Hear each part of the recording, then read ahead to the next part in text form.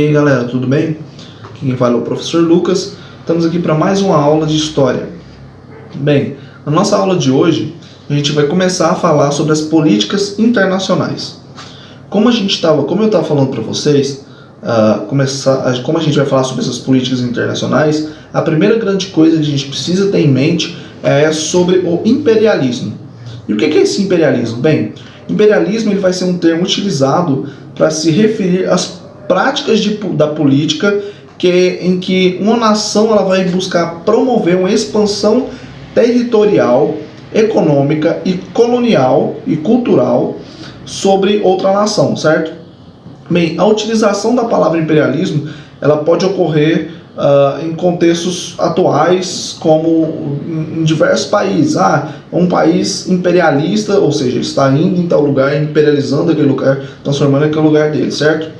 Bem, mas o termo imperialismo ele também é muito conhecido, muito utilizado para referir a um processo de colonização, tanto da África quanto da Ásia e da Oceania, que se situou na segunda metade ali do século XIX. Bem, esse processo, ele vai ser conhecido pelos historiadores como neocolonialismo. Bem, durante esse neocolonialismo, segundo um historiador chamado Eric Hobsbawm, cerca de 25% do planeta foi ocupado por alguma potência imperialista.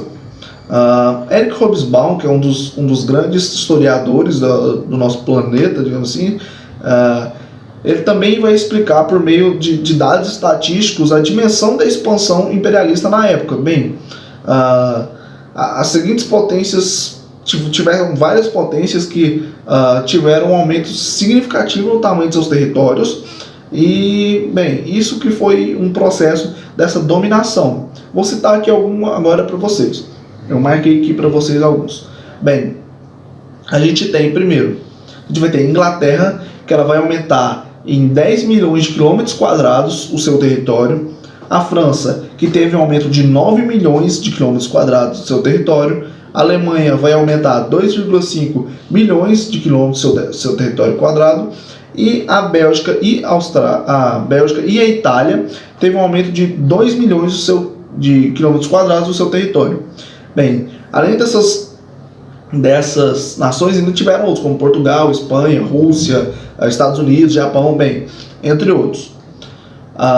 Vou falar aqui um pouquinho para vocês sobre as causas desse imperialismo. Bem, imperialismo, como definição dada, igual eu falei para vocês, como um processo de expansão territorial, ele vai surgir como consequência das transformações causadas pela Revolução Industrial. Então, como eu ia dizendo, bem, a Revolução Industrial ela vai causar diversas transformações, que vão afetar a sociedade no geral, tanto sociedades de quase todos os países, quase todas as grandes potências, certo? Então a partir dela, a gente vai ter o surgimento, por exemplo, da indústria, as mudanças de produção vai acontecer, vai deixar de ser uma produção de manufatura para passar a ser de maquinofatura, para ser de máquinas, as máquinas entrar em cena, certo? Então a Revolução Industrial ela vai resultar no surgimento de novas máquinas, nos meios de comunicação eles vão mudarem, os meios de transporte, enfim, os combustíveis utilizados. Bem, essa expansão no comércio, esse comércio com esse aumento na produção e na indústria, eles vão precisar comercializar, certo? Então, essa expansão do comércio por meio da Revolução Industrial, ela aconteceu no processo de produção de mercadorias, que cresceu consideravelmente e com o crescimento da produção dessas mercadorias, as nações que eram industrializadas, elas precisavam ampliar o acesso a matérias-primas, ou seja, se você produz alguma coisa, você precisa da matéria-prima daquele objeto, certo? Então, pela busca dessas matérias-primas e a utilização nos processos também, nessa capacidade de venda, eles vão acabar buscando em outros países. Bem, como eu estava dizendo para vocês, bem, eles vão buscar novos mercados consumidores além disso. Eles vão buscar primeiramente a matéria-prima. Essa matéria-prima, geralmente em países, digamos, menos desenvolvidos, como eles diziam, esses países, eles, além de ser mercados de matéria-prima, eles também serviam como mercados consumidores. Isso porque acredita-se que a grande quantidade dessas mercadorias produzidas seria absorvida na expansão desse comércio. Então, eles queriam basicamente empurrar essas mercadorias para outros países.